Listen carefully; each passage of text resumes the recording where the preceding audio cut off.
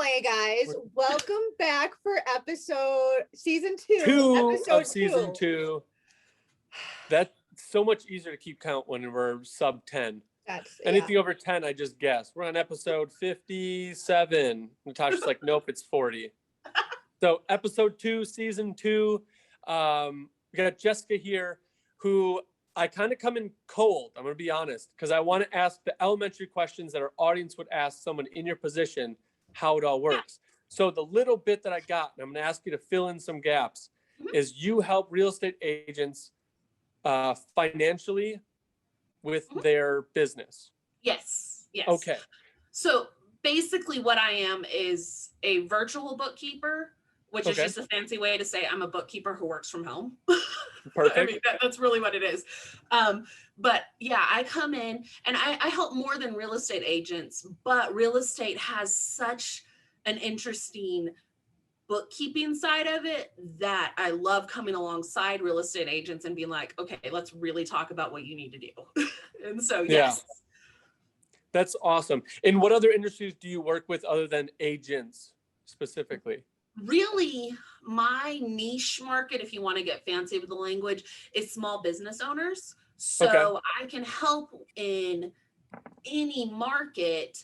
I'm just looking at those mom and pop type businesses, 1, maybe 2 owners, 3 to 4 employees tops, if they have employees at all. Very small startup or do it themselves, which real estate agents just line up with that perfectly, because most of the time it's a husband and wife team, if it's a team at all. A lot of times it's, a single person in the family doing it and trying to do it all.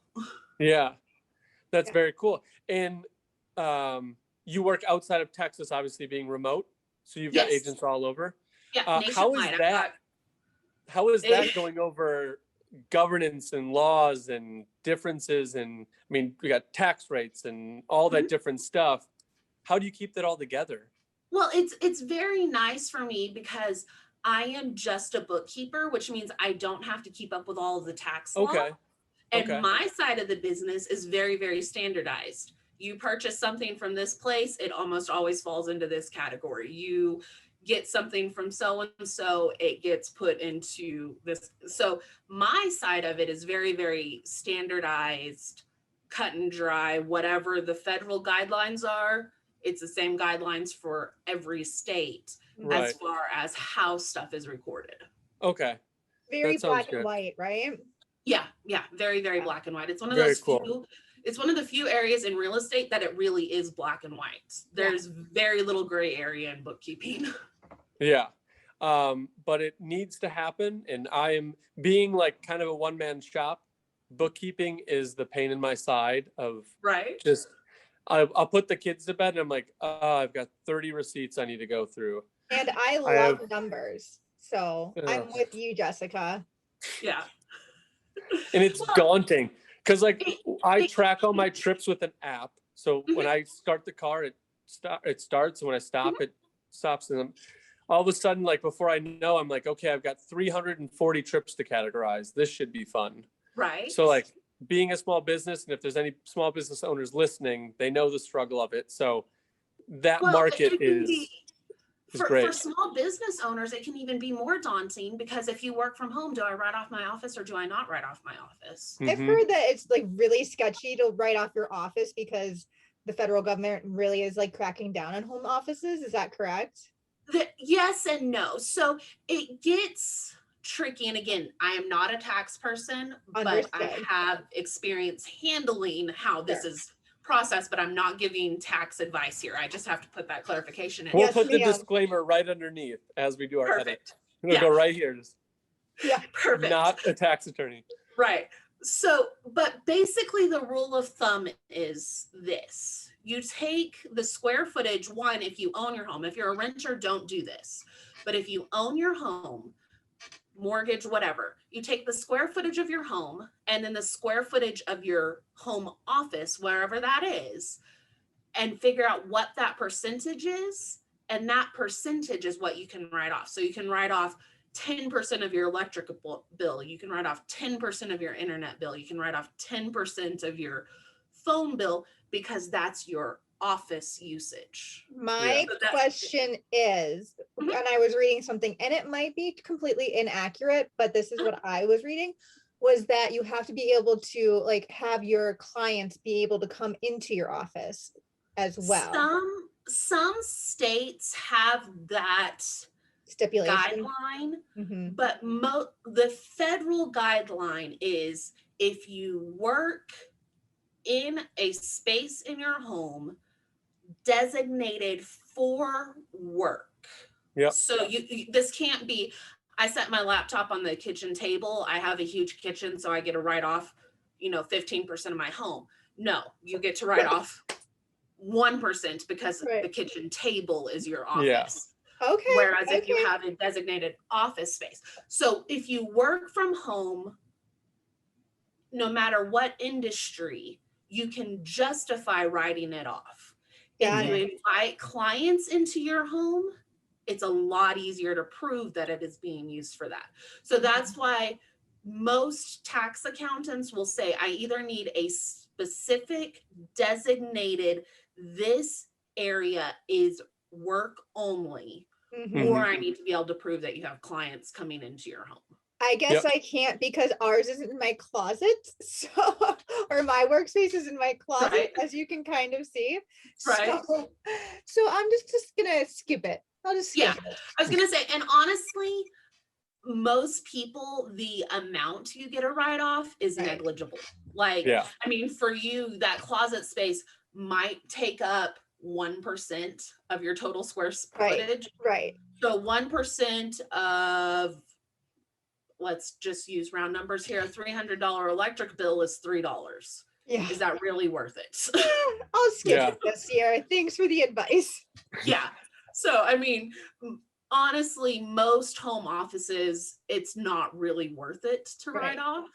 But there are certain business types where it becomes really, really beneficial. Right. For most real estate agents, you're not looking at even anywhere near those business types.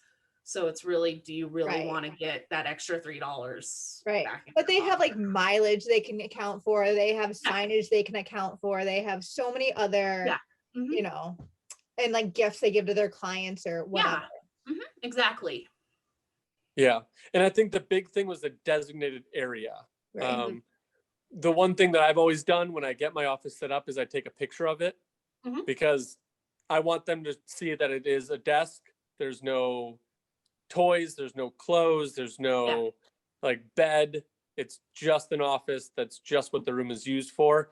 And that was something that I was told like very early on when I started as an agent. Like if I work from home and you want to do a discount for it, just make sure that room is isolated as the office. And just like you're saying, if it's not like a huge loss, it's more trouble than to do it. Yeah. But so that was one thing that the kitchen table example that you had was like perfect. And there are those few gray areas. So for example, my office is in my guest room, but it's used as an office 90% of the time and a guest room 10% of the time. So if I wasn't a renter, I could technically write the entire room space off as an office space. But going back to that kitchen table example, it's used as a workspace 10% of the time and as a family gathering space 90% of the time. You're not going to be able to argue that in any form as that is a write-offable space. Yeah. But that's if a good you point. I didn't know about the guest room thing. Yeah. That's very cool. So what a lot of my tax accountant friends say is you have to think about it as, what is this space being used for the majority of the time? If you can prove, and they say 75% or more, I say 80% or more. If you can easily prove that 80% of the time that space is used for work, go ahead and write it off. If you can't prove that, why risk the audit? Right. That's my thing. I never, ever want to get audited. I was a small business owner prior to working in real estate. And every year at tax time, I mean, I was so excited for tax time. Like I said, I love numbers. In fact, I worked for a tax firm for a number of years, like doing data entry for them. Right. So much fun. And people are like, that's Sounds so like boring. it. And I was like, no, it's so much fun. I love it. But anyway, when we did taxes every year, I was so excited for it, but I was so nervous, like biting my fingers, nervous that I was going to get audited for something stupid. And I was like, I don't want to have to go through all of my receipts and everything with these scary auditors. Yeah. Yeah. Man, you two are in a different world with these numbers, because I'll leave them to you guys. Yay! I love numbers. Numbers are fun. Doing my accounting this year. It was very weird because I recorded them because I wasn't sure, obviously not an accountant. So all of my build for my home I was just recording purchase, billables, labor, all that stuff. And technically it is my residence. So didn't write it off when we came to it. But those are like little nuances that I'm like, yeah, the crew's here, everybody's working on it, but not technically a job site. So all my miles to that house when we're doing it, not technically a job site, it's still you're building your home. And I was like, I get that. I hate that that's the rule, but I get it. And those are the things that like having the bookkeeper that has the knowledge on it. You two, I'm pointing at both of you guys for like in these numbers. And I'm sitting there like, I have to go through this itemized list of like, okay, this purchase was for this property. This purchase was for this drive was to that property. And I was like, you do this all day, every day? Like you just enjoy this stuff because this is a pain. And I will tell you, I will give you a background or insider look. We really don't. That's the best part of it. There is so much automation out there that, I sit down and look at all my clients' numbers and do all of that stuff that gives you a headache, but most of it's automated for me. And I'm just clicking a button and approving stuff. That's awesome. So with your systems that are set up, do your owners have access to jump into like a portal where they can see where they're at, or how do you communicate with them? What does that all look like for the people who are interested in how your service works? So I often joke that I'm the Netflix of bookkeeping. I'm not a bookkeeper that charges an hourly rate, which is very, very rare. I talk with my clients and I put together a customized, tailor-made monthly subscription style packet. And so you pay the same amount every month and you get excellent quality service. You have access to me and all that stuff. But I use systems, whether it's QuickBooks or Xero or HoneyBooks or any of the myriad of accounting software. I use those. And what that does is it allows my client to log in and see everything, allows me to log in and see everything. And it allows me to generate reports that I can then send to my client, and we can have very detailed discussions on, okay, I know you wanted to hit this number in your business, but you have 8 different ad campaigns running and none of them are bringing you anything in. Can we cut that down to 2 or 3 and maybe amp up the message and really get some really good ads going and cut costs, and you'll get to that number? Or, you have 8 houses on the market. This is the one that's going to give you the best commission. Let's focus on that one and get it sold this month. And then we can focus on the other 4. And if the other, 6 sell while we're focused on this one, that's great. But let's put all of our ads into this one. Yeah. And so I can give very targeted, this is the goal you have. What do we need to do to get to that goal? And then I can take those number sheets that you get and you're like, what does this mean? And I can translate it and I can put it into layman's terms to where you actually know how well you're doing. How healthy your business is. You are not just a bookkeeper, because you're going into analytics and all that stuff. So that is and awesome. If you get a bookkeeper worth their salt, that's what we do. I often joke that the bookkeeper is the heartbeat of the company. And the owner is the brain. I love it. So the owner is the one generating all the ideas, getting out there, doing all of the movement and stuff. But I'm the one in the background, making sure the blood's pumping. making sure the cash is flowing the way it needs to be, making sure there's not a shortage, making sure the business is healthy. And that's what a good bookkeeper does that for you. They come in and say, okay, yes, I'm not you, so I'm not going to know when a purchase is for this property. You have to make sure you tell me that information. But besides those little nitty gritties, I'm going to make sure all financials are handled correctly for you. Wish so desperately that you were a tax planner, because I would hire you in a hot second to like come and be my tax planner. Right. I'm not a tax planner. Sorry.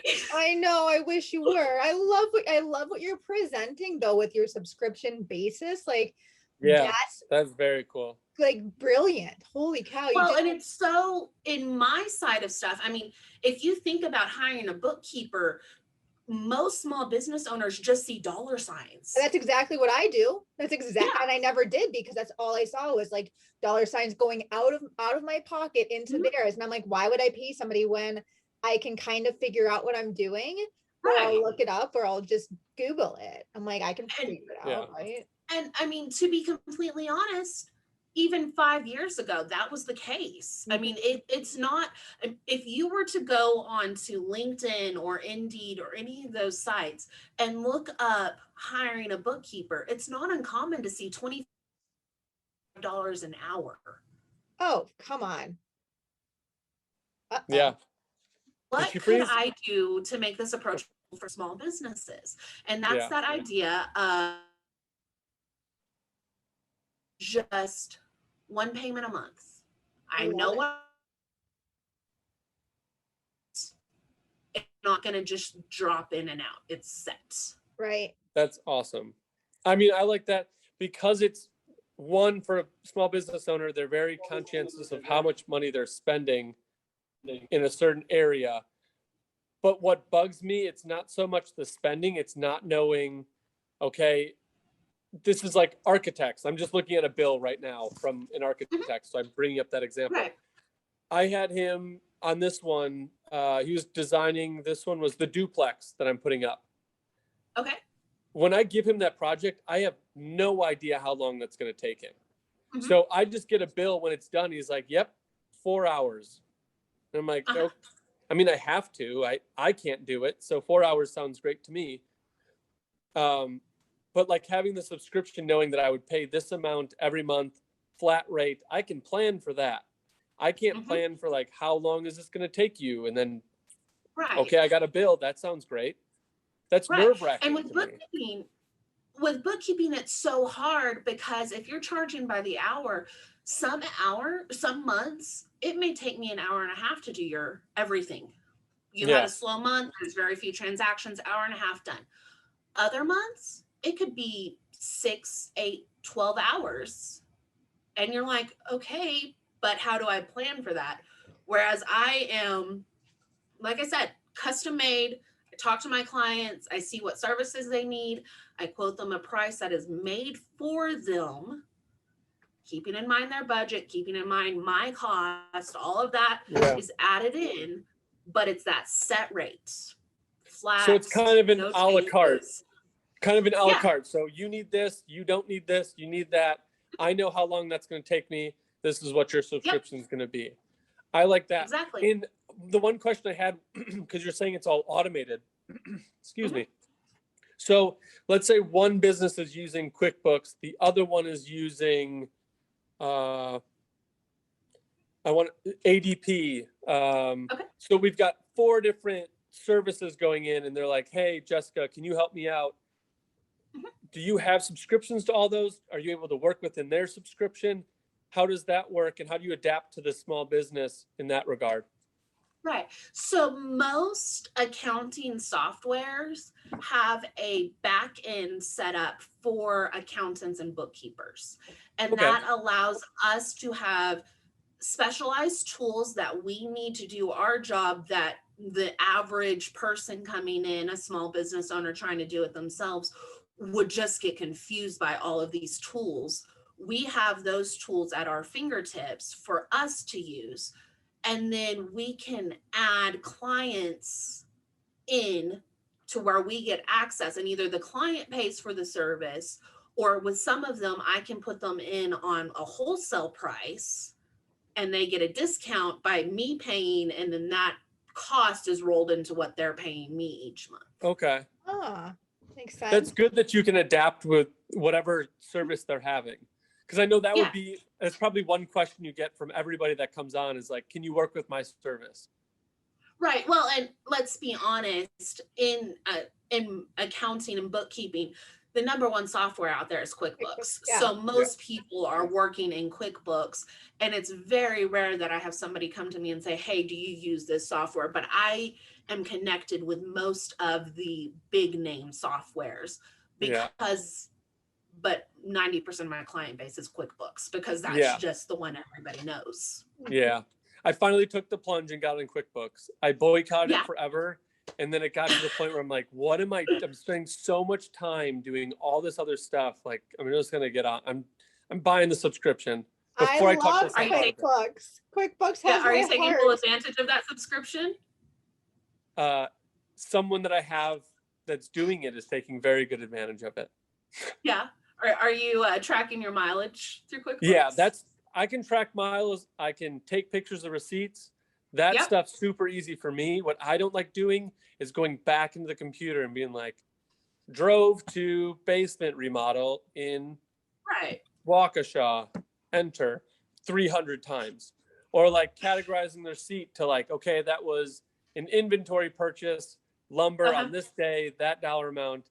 But what I like about books is it actually analyzes. It's got AI in it that'll pull out dollar amount. It'll pull out date. It'll pull out where it was from. So I really just have to go and be like, what did I buy? And then hit save. So even that was great. You do it all from your phone too. Oh yeah. Yep. That's all on my phone. That's the thing that blows people's minds is you can do it all from your phone.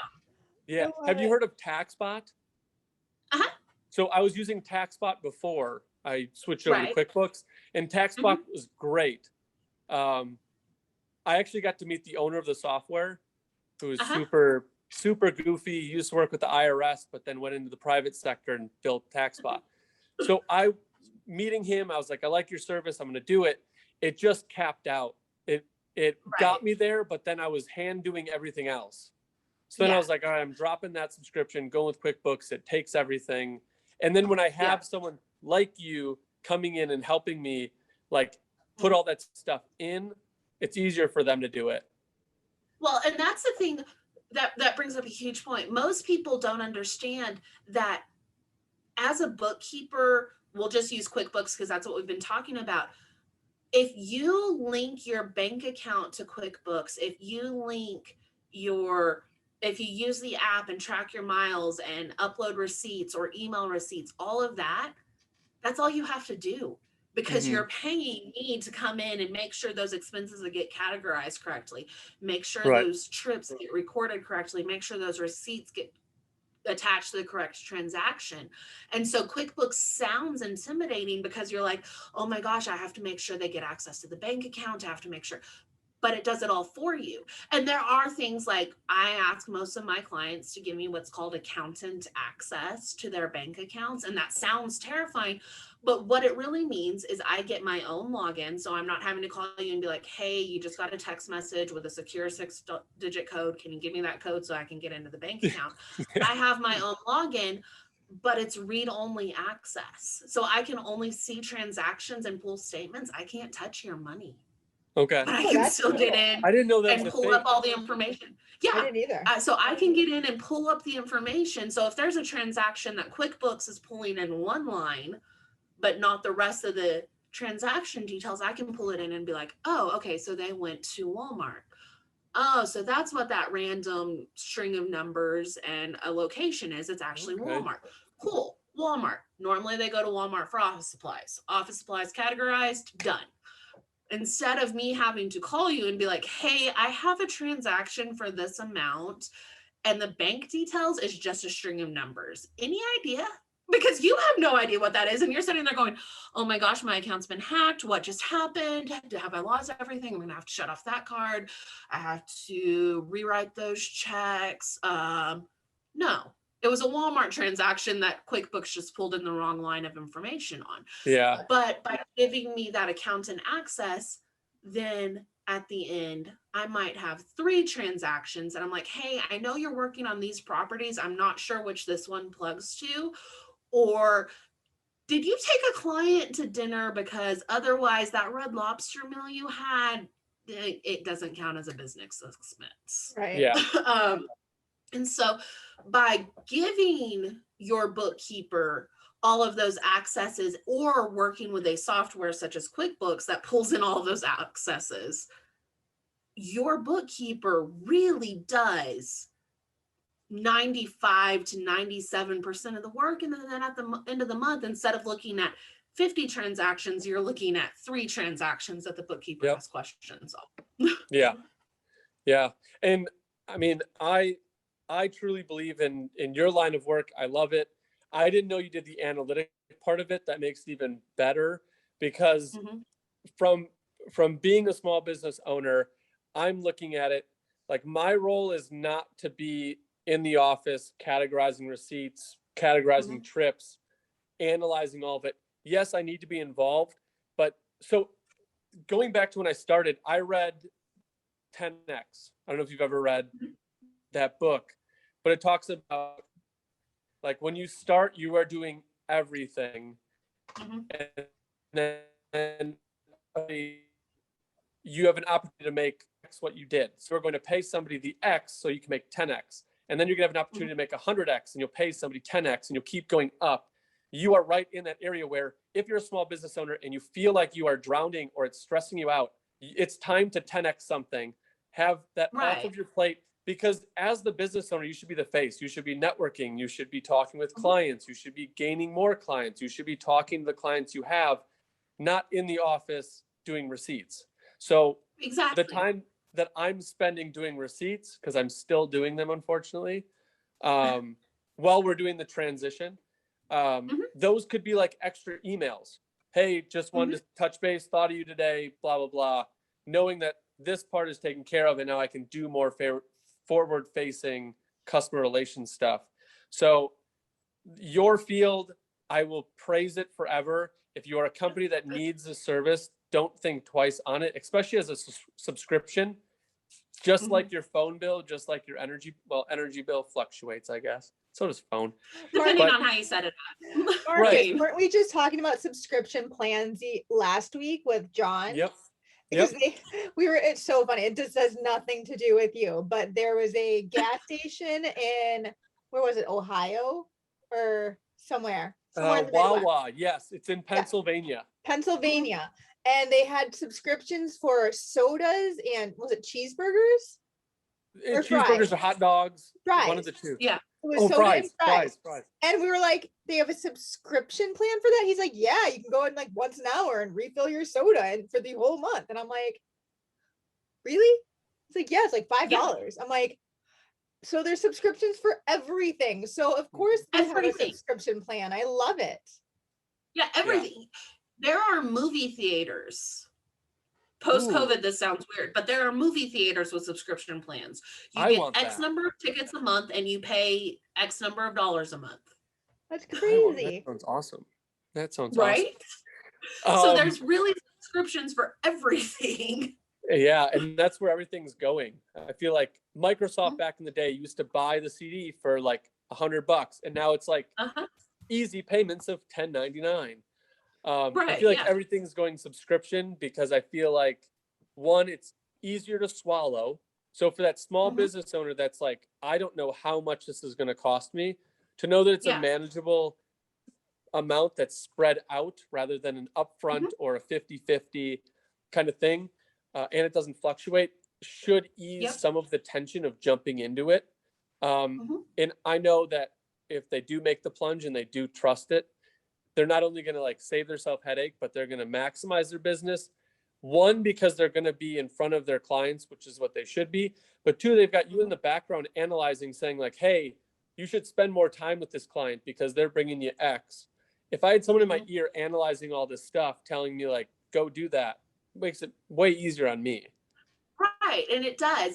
And I mean, it brings up the point you just said, the slogan for my business, or the unofficial slogan, is I take the stress and worry of managing the finances off of your to-do list so you can get back to doing what you love and spending time with the ones you love. Because we all go into small business so that we're not having to answer to the man and not having that set 9 to 5, so that we could be with family.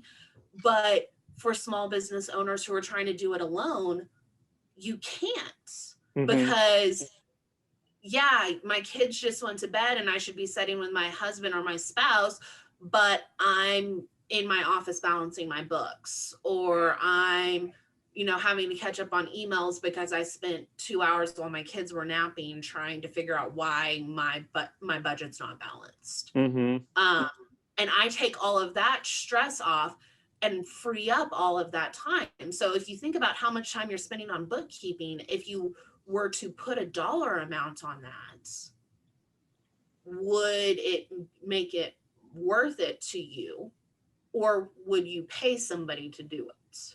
Right. Yeah. So if you think about how much you're trying to make per hour or bring home per month, are the hours you're wasting on services you hate, bookkeeping, social media management, email marketing, whatever it is in your business, if you put a dollar on that, would you be losing money, or should you outsource it so you can gain money? And that's the trick. Yeah. And it's a very, very scary line to cross as a small business owner. Whoa, we lost Marcus. Very, very small. There he is. Sorry. Marcus, come back. So I'll just kind of continue where he's at, maybe, hopefully. It is a scary line to cross, especially as a small business owner. But it is that concept of you have to spend money to make money. Right. And the nice thing is Absolutely. outsourcing these services are a business deduction. Oh, absolutely. Going back to that whole tax. 100%. And if he can outsource enough to hire me on to do his social media and his podcasting, everything, you can certainly hire somebody like this to take care of your accounting. Just saying. Exactly. And so it's one of those where, yes, you have to spend a little bit of money, but is that spending a little bit of money going to free you up to where you can make more money? So in real estate, is it, I'm going to hire somebody to do my bookkeeping, which is going to free up 5 hours a week, and I can show 15 more houses in that 5 hours, which will bring up my statistical idea of a sell faster, because we all know you have to go through how many no's on a house before it sells. And so if you can show that house more. Well, not right now, you don't have to, but typically, yes. Well, yeah, not right now. Yeah, not right now. It's a seller's market, let's be honest. Holy guacamole, it's nuts. On average, so for your buyer clients, you need to show them 20 houses and a chance that they get a good bid in. Oh my gosh. But you can do that if you're having to focus on bookkeeping or whatever that pain point in your business is. Outsourcing it, you're going to spend a little bit of money, but how much more time are you going to free up to make more money? That's where that pain point is of, it's scary, but spending this little bit of money really is going to bring me more money. And that can be something as disconnected as bookkeeping, or as logical as somebody to do your ad marketing. Spending money outsourcing a pain point is always going to make you more money. Absolutely. In the long run. It's not going to be instantaneous, but in the long run, you're going to see a better return on your investment. I love that. Absolutely. Once you believe in it, it will happen. On that subscription thing, do clients with you sign a year contract? Is it month to month? How does that all work in terms of?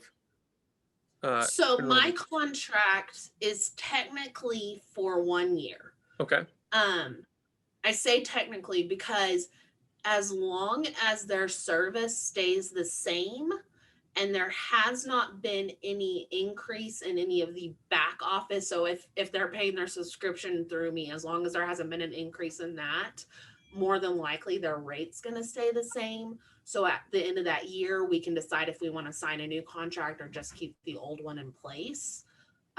So technically it's a 1-year contract, but more than likely, as long as there aren't any changes, it's going to stay pretty consistently the same. Yeah. And I think that's a good timeline. I mean, if you go any shorter, you jump on, you onboard, and they're like, oh, it's not worth it. And you're like, you've got to give it time to at least like see what's going to happen. And I think after that year, you do a nice analysis of how much money you've increased or what's going on. Then you make another decision. So I think the year, especially for that business owner, knowing like, okay, this isn't some monumental thing. That's really like, I think that's like pretty much the bare minimum of what you can do to read how.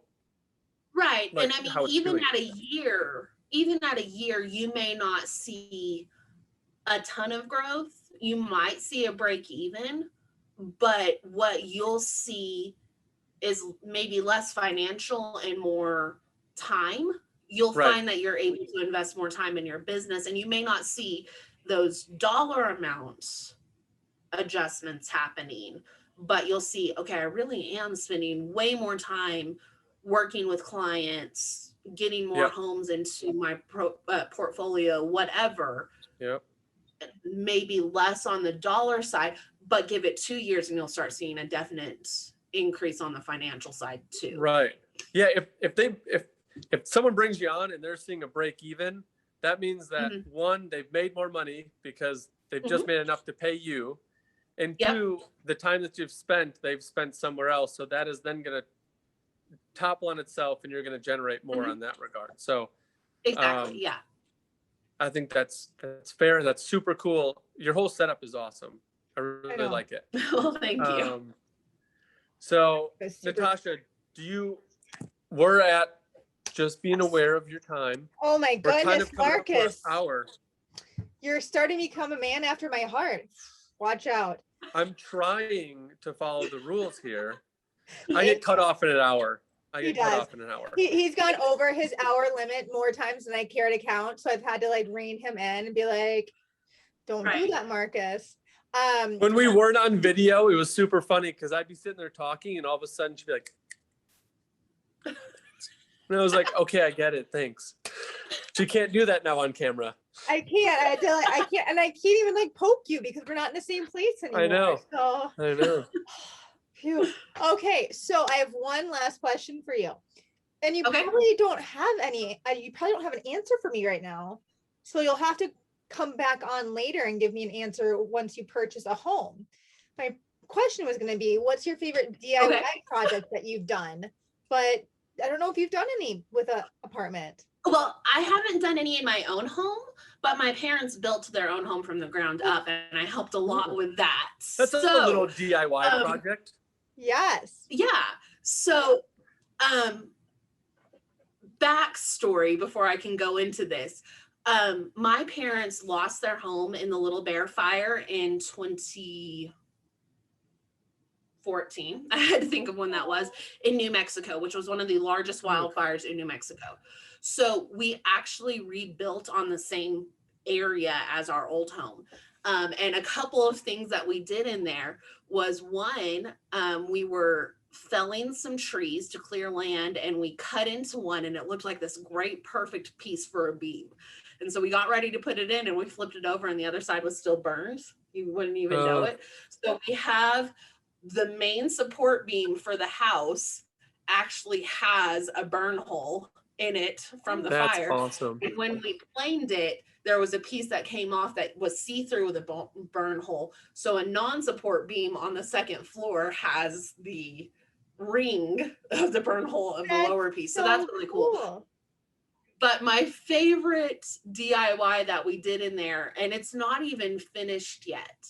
My mom is working on an area for the grandkids, and she's always been about making the world as magical as possible. So we actually put a climbing tree in her basement where the reading nook will be. And so there's a tree that the grandkids can actually climb in the house. That is so sweet. Cool. I love that. Awesome. That's awesome. Yeah.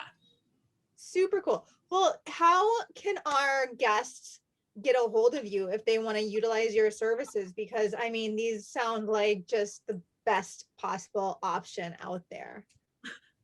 Well, thank you. The easiest way to get a hold of me is at my website, which is jmbookkeepingpro.com.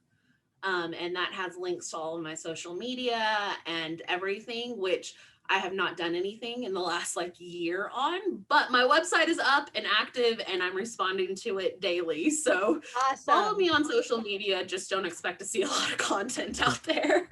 That's too cool. Awesome. We'll make sure to include that in the show notes. So anybody and everybody, hopefully, who wants to get a hold of you will do so. Because I think yes, I look forward to it. Best option out there. So thank you so much for coming on today. And thank you so much for doing it so last minute. I could not, you saved my rear end. Thank you. I'm so happy I saw the post, was able to reach out. So I'm glad we got connected. Me too. Awesome. That's super cool. Yeah, I appreciate it. I really like what you have to offer. I might be reaching out to see what you can do for us here. All right. Because obviously, I don't know if I've communicated enough. I don't really like bookkeeping.